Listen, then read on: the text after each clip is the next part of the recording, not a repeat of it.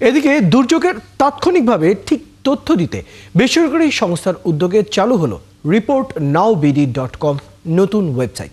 এই ওয়েবসাইটের মাধ্যমে জেলার দুর্যোগ সহ 5 ধরনের সরকারি বিভাগ তথ্য সরকারি বিভাগ থেকে জানা যাবে। এতে বিনামূল্যে কোনো ধরনের ভোগান্তি ছাড়াই সেবা গ্রহীতাদের নির্বিঘ্নে সেবা নিশ্চিত হবে। রাজু মুস্তাফিজের তথ্য ও ছবিতে বিস্তারিত। দেশের উত্তরের দারিদ্র্যপীড়িত অঞ্চল ও দুর্যোগপ্রবণ জেলা কুড়িগ্রাম। 16টি নদ নদী ঘেরা প্রায় 4.5 শতাধিক চরাঞ্চল সহ প্রায় 25 লাখ মানুষের বসবাস এই জেলায়। প্রতি বছর শীত, বন্যা এবং খরা সহ নদী ভাঙনের মতো প্রাকৃতিক দুর্যোগ লেগেই থাকে।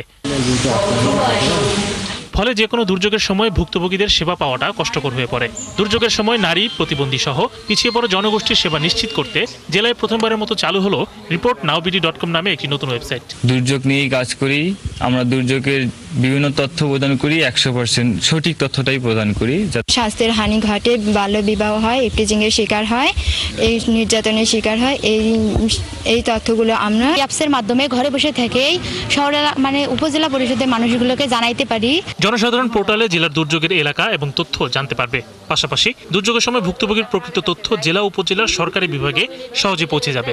বন্যা হলে কি হবে না হবে এটা জানি, আনাজপাতি তরকারি কেমন করে লাগা নাগে না লাগা নাগে এগুলো সব জানি।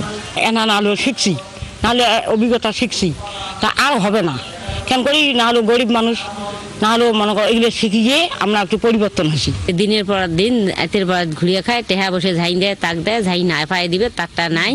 আর এমার কাছে গেলে গেলে সহজতে পাওয়া যায়। স্বেচ্ছাসেবক ও গণমাধ্যম কর্মীরা পোর্টালে তথ্য দিলে এই মাধ্যমে তা কর্তৃপক্ষের নজরে আসবে। দুর্যোগের সময় দুর্গত এলাকার প্রকৃত তথ্য নিশ্চিত হওয়া গেলে ক্ষয়ক্ষতি কমিয়ে আনা সম্ভব। প্রত্যেকটা ওয়েবসাইটে ঢুকে আমাদের যে কোনো স্থানীয় সাংবাদিক কিংবা ভলান্টিয়ার তারা তথ্য দিতে পারে এবং তথ্য দিলেই তথ্য তাৎক্ষণিকভাবে যারা সেবা প্রদানকারী সংস্থা, উপজেলা কর্মকর্তা, জেলা পর্যায়ে ত্রাণ কর্মকর্তা আছে, প্রশাসকগণ আছেন এবং পুলিশ বিভাগের কর্মকর্তা আছে, তাদের কাছে দ্রুত চলে যাবে। প্রাথমিকভাবে এই পোর্টালে দুর্যোগকালীন সময়ে ত্রাণ ও পুনর্বাসন, স্বাস্থ্যসেবা ও সরঞ্জাম, ইফটিজিং, বাল্যবিয়ে সহ নারী সহিংসতা উদ্ধার সংক্রান্ত তথ্য প্রদান করতে পারবে সংশ্লিষ্টরা।